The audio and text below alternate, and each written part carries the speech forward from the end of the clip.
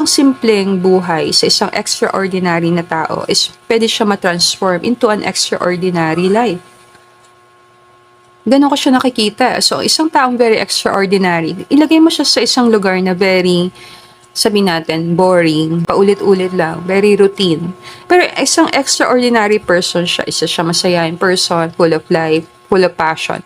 Ilagay mo siya doon, pwede niya i-transform yung place na yon, yung lugar na yon, into an exciting place, parang yan. Become the extraordinary person. Para hindi ka na maghihintay ng any exciting na bagay na darating sa direction mo. Ikaw na mismo yung excitement na darating sa lugar na yon. Meaning, kahit saan ka pumunta, trabaho, sino maging karelasyon mo, you are the exciting person. Ikaw na mismo, ikaw yung may dala ng excitement. Kung saan ka magpunta. Ikaw si the fool. Ikaw yung extraordinary, unforgettable, na very lively person na yon.